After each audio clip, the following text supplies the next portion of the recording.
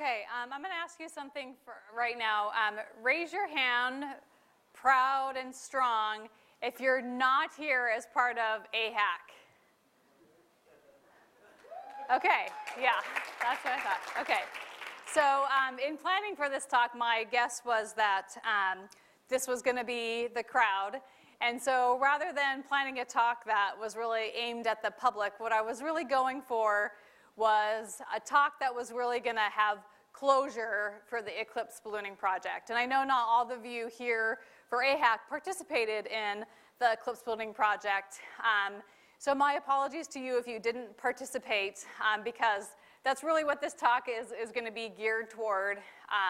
You'll get a feel for what we did with the Eclipse-Ballooning project if you didn't already during all of the different talks today.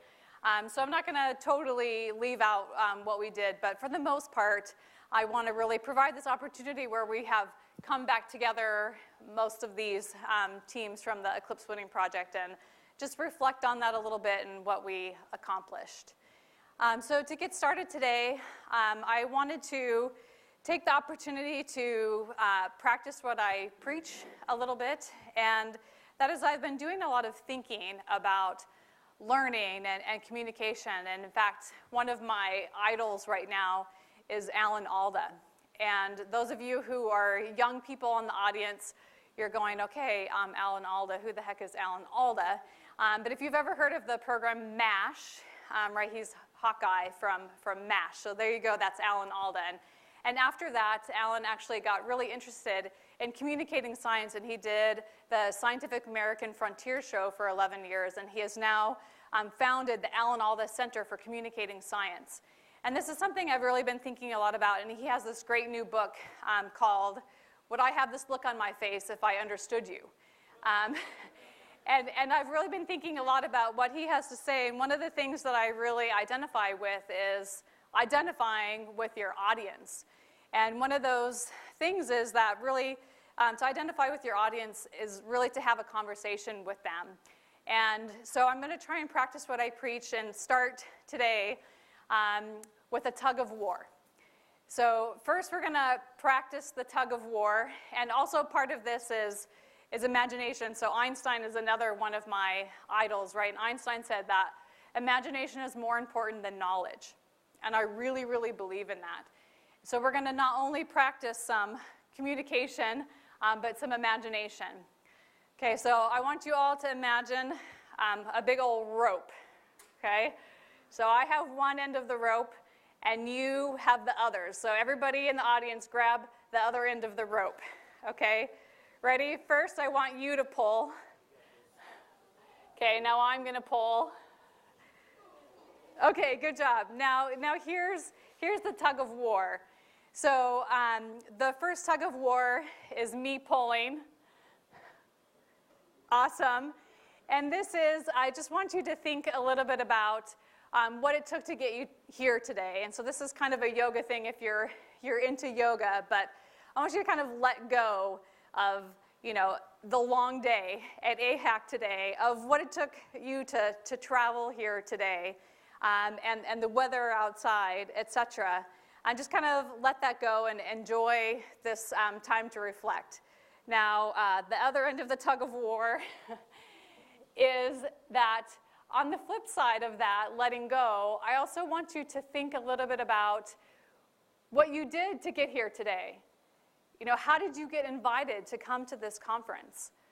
What did you do? What did you participate in? What did you experience to get you here? And how did that change your life?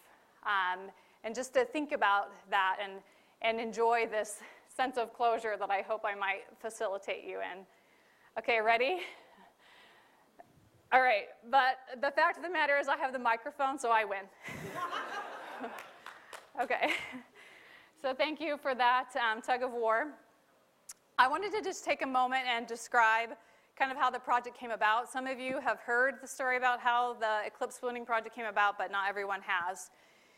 And so how it all started really is I was sitting at my desk one day doing my morning perusal of the news, and I came across this news story about a group who had done a crazy thing, and during a really short duration, narrow path eclipse in November 2013, did the really crazy thing of hiring a pilot who was able to get them in just the right place at just the right time to be able to see totality from an airplane. And it really got me to thinking, as I was supposed to be planning, this was just like a week before we were taking 70 people from Montana and from across the country to see the Mars Maven launch at Kennedy Space Center. And so I was thinking about this a little bit, and Burke came into my office, and I was like, hey, Burke, you know, this is really cool. Do you know what this pilot did? He got the plane in just the right place, and it was all this huge news story about what the eclipse looked like from this plane. And if it was cool from the plane, man, what would it look like from a balloon? That would be really cool. And I remember Burke just looked at me and he's like, Angela, aren't you supposed to be planning for this, you know, huge trip? You're taking 70 people to Kennedy, you know, next week. Yeah, Burke, but I'm really excited about what we could do with ballooning. You know, I had just gotten done doing this big national survey for NASA about the different suborbital hands-on projects that were involved in space grants, so ballooning and CubeSats, et cetera. And so I knew that there were about 150 active high-altitude ballooning programs, academic programs around the country. And I thought, oh man, if we could get all of those different groups together and do ballooning for this eclipse that's coming in 2017, then that would be really, really fantastic if we could do that together in a coordinated way. And then kind of the next thought was, you know, if we could do that coordinated, you know, in this day and age, people only really care about what's going on now. They're not going to care about, well, maybe the scientists and interested ballooning people at AHAC would be interested in what video you would capture after the eclipse and showing interesting footage. But for the majority of the public, they were only going to care like during that 90-minute window of the eclipse.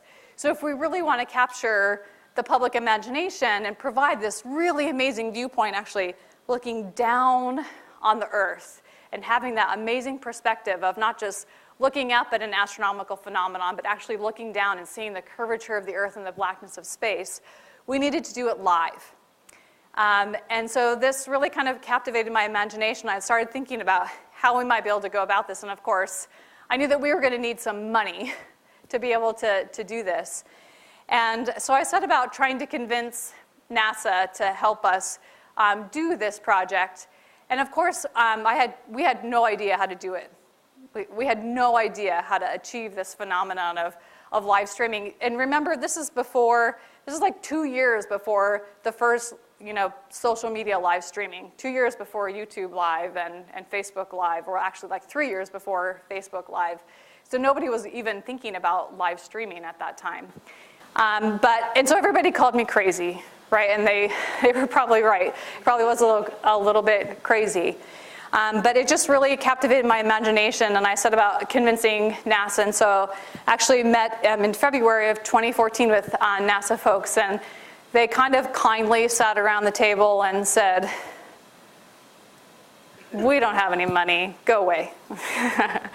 But nevertheless, I presented the idea at the National Space Grant meeting in DC, and I think started to get a little bit of traction. And I mean, I don't want to talk to you about politics, but really there was this huge shift happening in education, specifically in the Science Mission Directorate.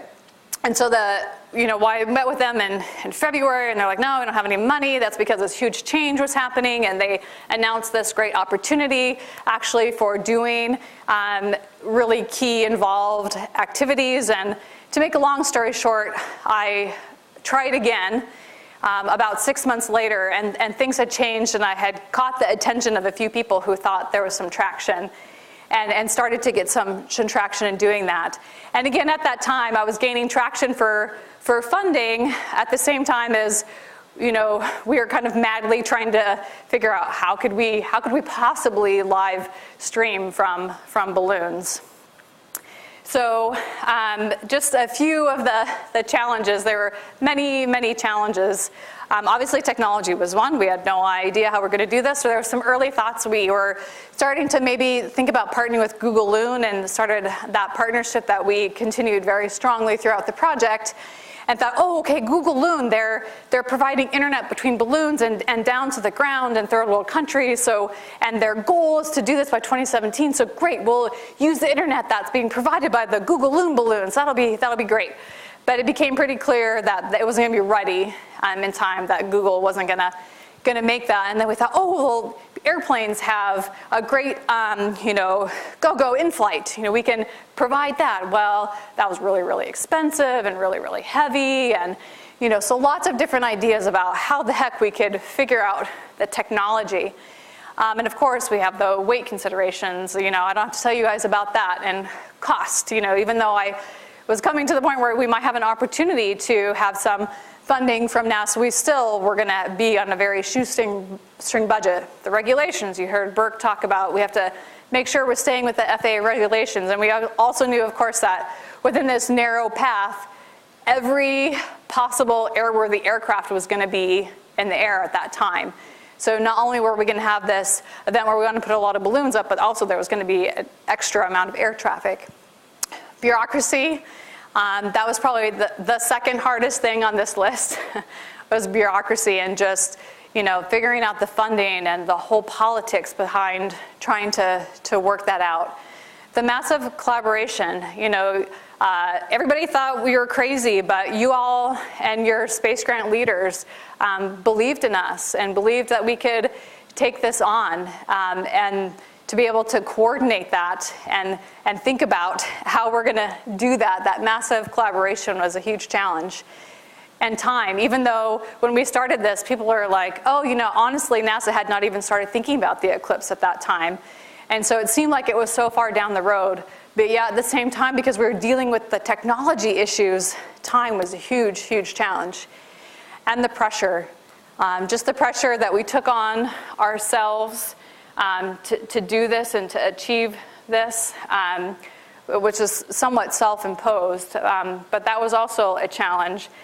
And just kind of on a personal note, but really more broad, is in all these challenges, we have to also remember that we're human, right? There's always, there's a saying like, there's 3 important things in life. The first is to be kind, the second is to be kind, and the third is to be kind. Because everybody's always dealing with something, right? So this is the picture of my then 3-year-old in June 2016 between the 2 workshops. He had huge, massive issues that we didn't know what was going on. He had 2 emergency surgeries. I had to drive him down to Salt Lake Children's Hospital. It's crazy. This is all happening right in the middle of the workshops. So that's just a personal story for me, but of course, everyone is dealing with something. You have to remember that the personal side of what's going on too, and that's a challenge you have to remember. Nevertheless, we persevered, and this for me, I don't know for other people, but this for me is one of the reasons that kept me going, this statistic. So the National Science Foundation, every year, they ask a series of about 5 questions that they know are common misconceptions in science. And every 5 years or so, they repeat those questions. And so this question has been asked actually for about 25 years, every 5 years. Does the Earth go around the sun, or does the sun go around the Earth? And this is the data from the 2014 survey. And it shows that 26% of the American public thinks that the sun goes around the Earth. Which is just astounding. And I've had, in giving this statistic in different talks, I've had lots of people come up to me and say, Angela, that can't possibly be true. Show me the data. And I'm prepared for that question, and I give them the link and show them the data. And this is true, right? But again, I kind of bring it back to the idea about learning and Einstein about imagination. And if you think about the average, person, say in inner city Chicago, and they, walk to school every day, and what do they see? They see the sun coming up and the sun going down. And if they were really tired because they struggled to get to school and they had no breakfast that morning, so on the day where the lesson where they show the little diagram of the sun in the middle and the planets going around, they were really tired from life, etc., and they weren't really paying attention, engaging their imagination. It never really sunk in, right? That even though their brain tells them that the sun goes around the Earth, in fact, that's not what happens. And so this for me, I knew that not having a total solar eclipse in the US, in the continental US for like 40 years, and thinking about how different the US was back in 1979, that this is gonna be a huge opportunity to just get people thinking about their basic cosmic environment, about just opening their eyes to wonder and thinking about, like an eclipse, like the moon is moving in front of the sun, and what is happening. And so this kept me going. I don't know if it kept anybody else going, but it kept me going.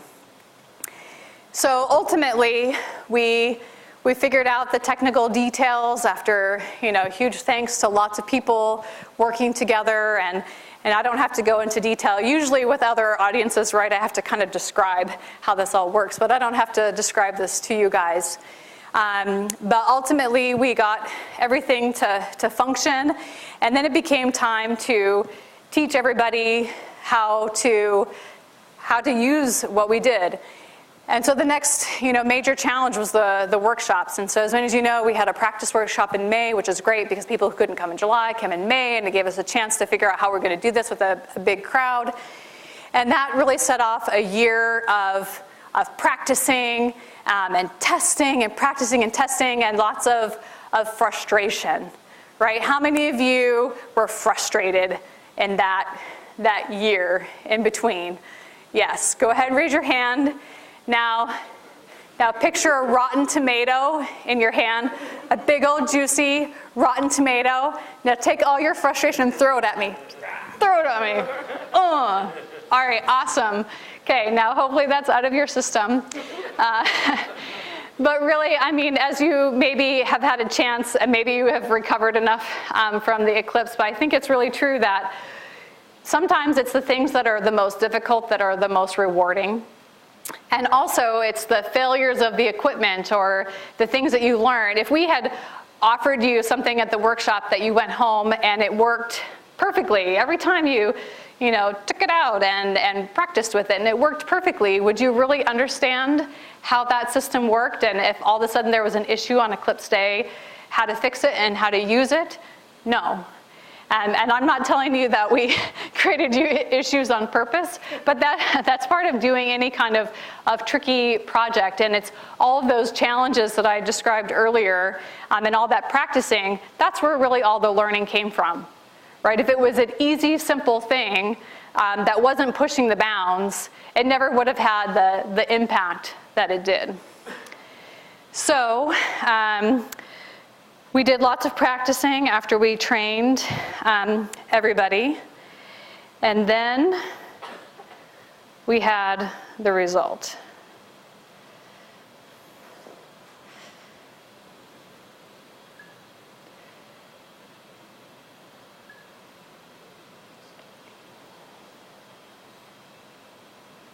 Get ready. Get ready. Ready? 5, 4, 3, 2, 1.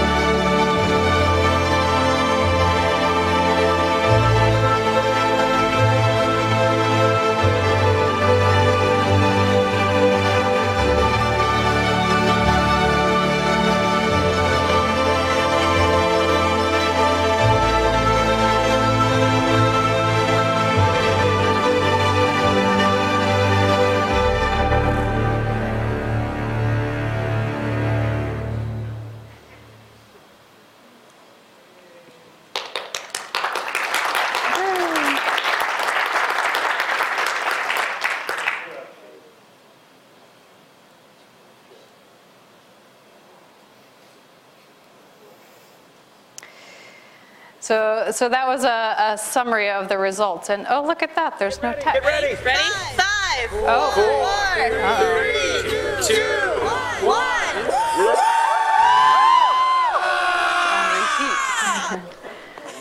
All right, let's try that again. Oh, really?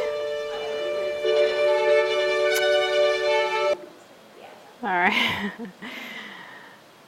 Okay, I'm not sure why the text doesn't show up here, but I mostly have these statistics in my mind. I wanted to just give you a flavor of, we were part of this obviously much huger NASA effort for the eclipse, and what doesn't appear here is that this was by far the biggest digital event that NASA ever did, actually that the US federal government has ever done.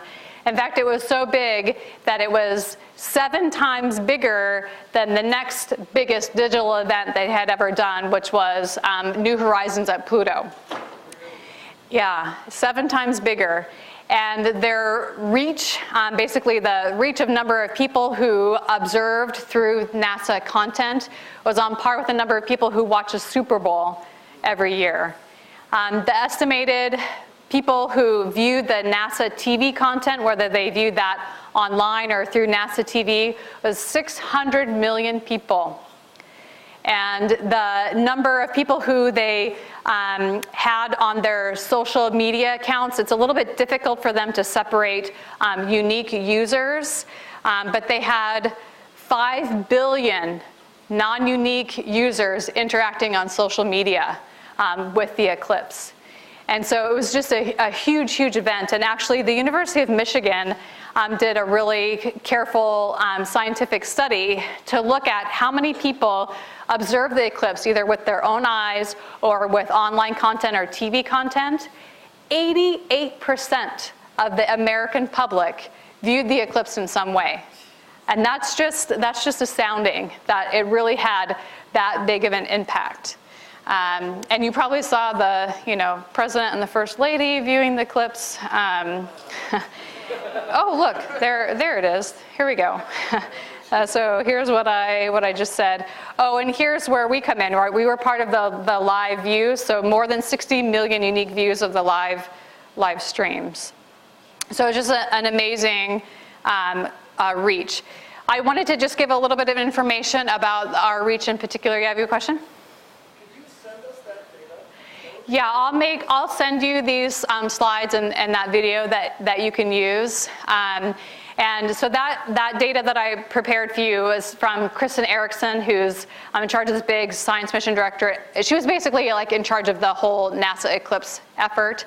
And that's from a presentation she did about a month ago. They're in the process of doing a little bit more careful, like exact number counting. So that data is a little bit preliminary. So if there's better data, I will send that to you as well. But I'll send you the slides. But I just wanted to give you a feel of the kind of measures of our project. So there were really four main goals of our project that we set out to do. One was public reach.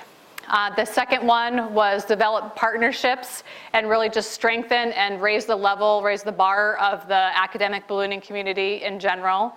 And the third one was student workforce development, so student hands-on opportunities. And the fourth one was science. So I'm going to kind of just talk briefly about the results of each of those. So here's just a flavor of the public reach. So we don't know exactly how many people saw live views of the total solar eclipse. We're still kind of trying to gather that data, but we do know we were part of that NASA TV broadcast and all of those pieces like Colleen Fava. You can actually go and view the NASA TV broadcast piece, and Colleen is highlighted in there from the Saluki Stadium part with NASA Edge. That's really fantastic. But 60 million views of that content, and we were a big part of that content. But there was lots of other local and national stories that happened as well, and this is part of the data that we're still collecting. But here's just an example. Here's Garrett, our student. Is Garrett in here? They're bowling, I think. They've heard me give this talk. But here's Garrett on page A3 of the Wall Street Journal, right? To have a student be, the beginning section of the Wall Street Journal is pretty crazy, and there's just all kinds of stories on, and we had TV crews, much to the chagrin of many of our students and Burke and Randy, TV crews coming to film with us for the Science Channel and Discovery Channel. So just really fantastic media coverage.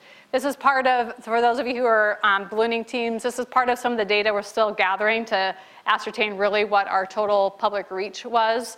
So this is just another plug to do those reports so we can tell the story accurately. Is there a question? I was just going to ask if you wanted us to send all the media coverage. Yes, in your report, I asked for the links and the reach of each thing, because NASA actually wants that data. They want to know what publication you are in and the average reach of that publication. That's what they're asking from me. So that's what I'm asking for you, is to list every one that you know. And as far as partnerships goes, this is a really rewarding part of what we did actually. In doing all of this, we were pushing the bounds and asking for help from all the big ballooning companies in the US. And I think we can pretty much safely say that for every major ballooning company in the US, we have some kind of relationship with now. And here's just a few highlights. In particular, Worldview had us out to do several practice flights. Loon, like many of you guys got balloons that Google Loon donated. They donated us hundreds of balloons. And Raven, again, with practice flights and all kinds of things. And there's lots of different smaller companies that aren't up here. So the partnerships that created opportunities that will continue into the future was a huge success. The students, for me personally, this is the most important, is to look at all of you students out there who participated in this project and to think about the experiences that you have told me about, or that I could even imagine, and how this changed your life, whether it be just changed your academic career or even farther into the future, is hugely rewarding for me. Just a little bit about the science. So really, the Eclipse-Ballooning project was two main pieces. It was the live streaming piece, and that was the atmospheric science piece. Unfortunately, we just didn't end up talking as much about the atmospheric science piece. But really, in the long term, what might be the most exciting part, actually, is the atmospheric science that's going to come out of that, out of the radiosonde effort. And I just wanted to give you a little flavor. I'm not going to talk too much science here, but this is a graph that Burke made of 3 of the different balloons that we flew. We flew a couple others, but I thought this was fantastic. So the red curve is a typical flight profile of a standard sounding balloon that goes up and pops and comes back down. So for most of you, that's what your profile probably looked like on Eclipse Day. But the green curve is, so we actually had a partnership. We had the gentleman who runs the company Space Data, and he does hundreds of launches with the military and all kinds of things. He had a capability of having a float balloon, and he flew a couple of our different experiments. Anyway, so you can see here that he put the balloon up early, and it was floating. And I think it's really interesting. You can see that just about 45 minutes before totality, so totality is that gray band, it starts to lose altitude because the atmosphere was cooling. And then after totality, cooled a little bit longer, but then it came back up and rose back up after it warmed up. And so even just looking at the flight profiles, there's interesting information there about the effect of the eclipse. And please enjoy Catherine Stocker's talk tomorrow morning. She'll talk about, there's really kind of 3 key pieces to the analysis of this atmospheric science, and she'll talk about one of the, as they described, it's like a 3-legged stool, and she'll talk about one legs of the stool tomorrow in her talk. And then, of course, you all heard about the space biology experiment, so I won't go into any more details about that. And then one of the big things, when I ask students or, everybody about what was your, favorite thing about the eclipse, they know that I'm asking about the project, and so they'll tell me something about the project, but if they're really being honest, really one of their favorite things was seeing the eclipse itself. And so I think this is actually a huge result, too, is that you could ask yourself the question, would I have gone to the eclipse path if it weren't for the project. Maybe you would, maybe you wouldn't, but just exposing so many people to having the chance to see a total solar eclipse was awesome. So I'd like to just kind of close with a series of extended thank yous. And I know most people, let me just tell you something really quick, a little piece of advice. Most of you, if you're like me and people are in a conference or something and they're saying thank yous, but you weren't involved in the organization or anything, then you're like, oh my God, the person is going on and on and on about thank yous, and this means nothing to me. Please take a moment to remember that those thank yous aren't really for you as the audience. They're for the person who has to recognize all that went into that. And so I'm going to give you, a little bit of an extended thank you here, which will mean something to many of you, but if it doesn't mean anything to you, just please be patient with me. But before I get into thanking to all these people, I just wanted to kind of say like a personal thank you for believing in us, and for those of you who invested money with your space grants, or if you decided to participate as a faculty advisor or a student, for believing and putting your time and energy into this. So on with the medical issues. So this is actually a picture of my hand giving a thumbs up 4 days before the eclipse when I had to have an emergency surgery. And I was just like bawling in tears because I thought at that time that I might not make it to see totality. And that was just crazy, but I made it. And so that was good. But thank you to all the students who put your time and effort, especially the Montana Space Grant students and the leadership students. It's a huge thank you to all of you who invested so much time and energy into this. And the advisors and the space grants consortia, the leadership there, a huge thank you. Of course, to our leadership team, so James Flatten described this morning a little bit more about their huge involvement. And this is a picture of that January morning in 2016 that he described, where everybody on the leadership team came to Montana and were testing all the systems and freezing cold out on the deck of the lab. But a huge thank you to the leadership team. And a huge thank you to, of course, the Montana Space Grant staff and students. So we didn't always stay sane during this whole process. So the picture with the boxes, we had, and I think this might actually be a little bit of an underestimate, but when we were kitting all the parts for the workshops, we estimated something like 40,000 parts. Like we kitted 40,000 parts. So all those materials had to come in to our office and then get sorted and counted and labeled and bagged and craziness. And anyway, at one point, all these boxes came in and I'm like, this looks like a snowman.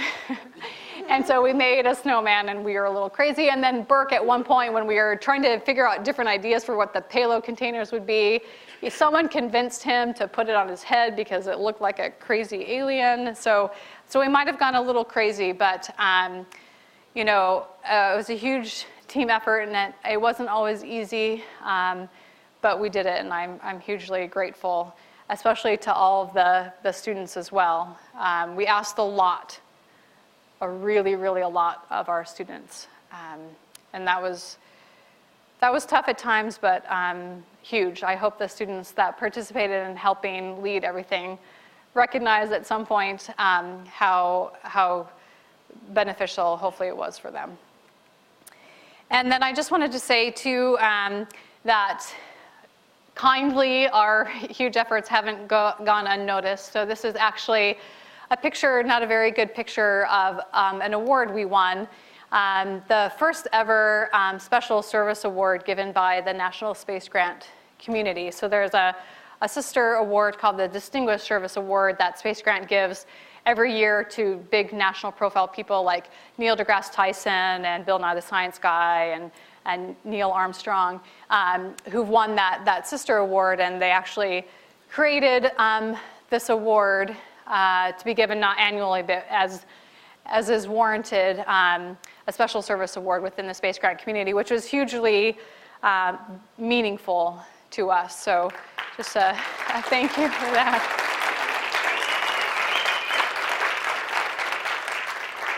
So this is a question I get asked all the time. What's next? 2024 or chilly 2019? And I think my answer is typically, you know, I'm not sure. One of the things that was really great about what we did, I think, this year was that we were really pushing the bounds on technology. Doing the live streaming was something that was really cool and interesting to the students who participated.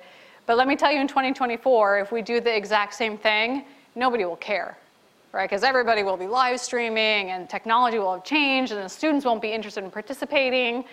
And so what will be the really interesting thing that students want to participate in 2024? I don't know. You know, maybe the technology between now and then is going to change enough that we don't know now what the really interesting thing to do would be. You know, is there some really interesting collaborative science that technology will allow us to do? But I'm almost even getting ahead of ourselves because we're not really done with 2017.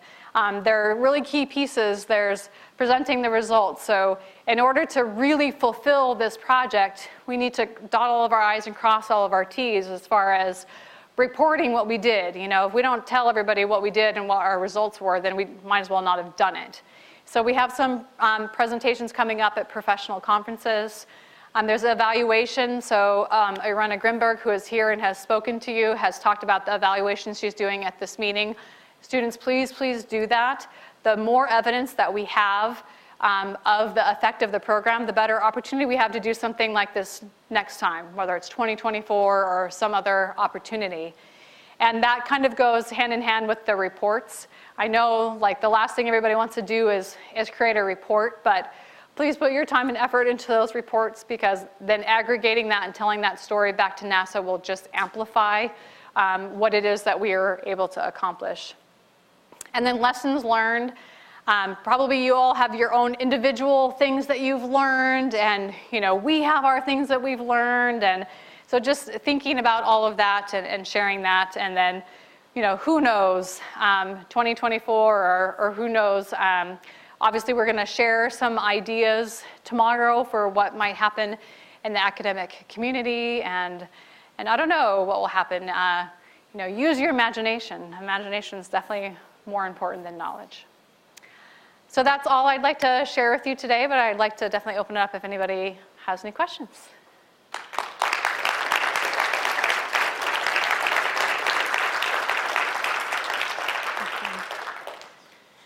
Does anybody have any questions they want to ask?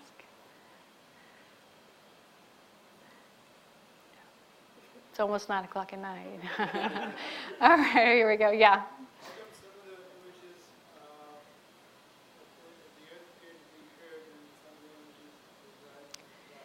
Yeah, so a question about the curvature. So it really depends on the camera, right? So with the, you know, Raspberry Pi cameras, depending on the angle and how they looked, and some of the footage there are GoPro cameras, and GoPros actually distort things. And so if you're looking at the horizon, it actually makes it look like it has a little bit more curvature than it does. But then if you change your angle, then it actually looks like it goes the other way. So it all has to do like with the optics of the camera that's being used.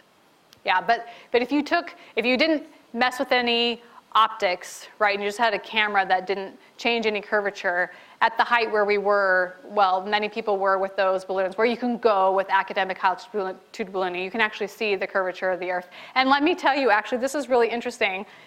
Through like design fairs or different public events that we've done, we have brought out the flat earthers like none other. So I was talking about, you know, we have the space biology people who tell me I'm a psychopath, but also we've had the flat earthers like, you know, you can't really see the curvature, you know, of the Earth because it's not curved, you know. So that's been interesting. Yeah. As someone so immersed in the eclipse, what surprised you on the day of the eclipse? What happened that you weren't prepared for? So there were two things really I think that surprised me. So you know, obviously I'd seen lots of images of the eclipse, but I was kind of two frames, like, okay, well, obviously people take these pictures with really fancy cameras, and so what I'm going to see with my own eyes isn't going to be nearly as cool as what I'm seeing in these pictures, right? But on the other hand, I also know that obviously you can't always capture with a camera what your eyes can see, like in sunsets or whatever. It's never as cool. And so I was kind of back and forth about what I was going to see. I'd never seen a total solar eclipse before. And so when I did see, and I just had a simple pair of binoculars during totality that I was looking at the sun with as well, but it really blew me away, like how phenomenally cool it was and how much structure you could see. So my background's in solar physics, like how much structure you could see in the corona, that you could see all the prominences so well. I think that was crazy for me. So that was interesting. The other thing that was interesting was just how cold it got. So it was a pretty warm day where we were in Idaho, and like when the sun was only like halfway covered, we're all putting on sweatshirts and stuff. And I thought it would get cool during totality, but that it got cool so earlier. So I mean, I think that's probably, you know, you're all nodding, yeah, that similar experience. That was my experience as well. Yeah, Greg. Angela, what's your assessment as to how much this program has changed NASA's perception or increased its awareness of space grant and ballooning? Internal to NASA. Yeah, I think I'm really a modest person. So it's hard for me to say this, but I think it's really been substantial. You know, in my role as vice chair of the Council of Space Grant Directors, I've been interacting a lot with Mike Kincaid, our current acting administrator for NASA education, and he really talks about the Eclipse project a lot. And in other interactions and options that it's opened within the Science Mission Directorate, et cetera, and just the like national attention that it got, I think it really has been a pretty profound impact. Mm-hmm. Yeah. Any other questions? Okay, well, thank you again, everyone who participated and for listening.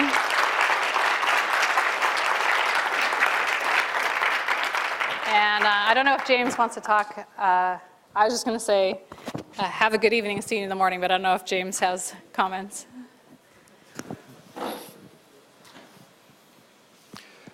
So thank you again, Angela. As I mentioned earlier in the day, it's a long day. Tomorrow will not be quite so long for those of us at this conference. But if you have not seen the documentary Blast, my students, all sitting back in the back row there, are willing to show it to you. But they won't show it if nobody's going to show up. Actually, they might. I don't know if they'll show it for themselves. But is there anybody who might be interested actually in going and seeing a movie right now? I know it's been a long day, so I'm not really expecting a grand show of hands, but I don't see any hands, and I'm okay with that. Okay, I'll tell you what Blast is about. I forget what it stands for. Somebody probably could tell me. Greg, do you know what? Do you remember what BLAST stands for? It's B-L-A-S-T. The B is for balloon. Anyway, okay, it's a telescope. It's a balloon-borne telescope that flies on a big balloon. And in the course of the movie, I won't spoil it for you, but they fly it more than once. First, they fly it out of Sweden and land it in northern Canada, so they fly it across the ocean. And then later, they fly it in Antarctica, and they have a very interesting time. And for those of us who do what I call small-scale ballooning, the people who watch you do ballooning may not think your balloons are small, but compared to these balloons, what we do is pretty small stuff. It's a very, very interesting project. And so this is not too different from what Greg Guzik does with his HASP, as far as the size of the balloons at least. But this is a single payload that weighs 2,000 pounds and is bigger, bigger than the people who are working on it. And they have some real challenges. And the brother of the man who was running the project was a filmmaker, and so he went along with them for a couple years, I think, and made a documentary. It's an excellent movie. It's just a really late night. Greg. Yeah, so I should add a little bit onto this. So HASP is actually small Okay. compared to some of these balloons. These balloons, these are the true scientific balloons that you have. These balloons that they use down there in Antarctica would fill a football stadium. Okay, and so these are massive structures. Flying from Antarctica is an interesting experience in of itself, and creates some very special problems. Like, for example, all the roads are made out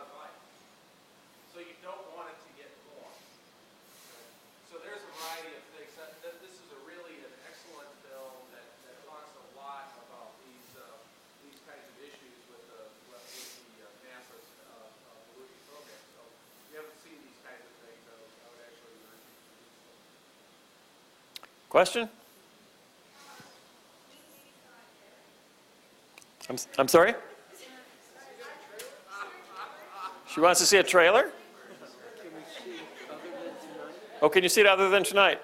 When were you thinking? Tomorrow night? See the movie in a trailer. You know, I could do that. So here's what I'm going to do. This is not the location I was going to show this film. We were going to show it in a different building because I don't have this place reserved for after about 12 minutes. But hey, we got 12 minutes. Here's what I'm going to do. I'm going to set up Blast right now and just show you a little tiny bit of it. You don't have to stay, but if you're at all interested in maybe even watching it, stick around. Within the next 12 minutes, probably less, I will show you a little bit of Blast. Other than that, thanks again, and I will see you in the morning.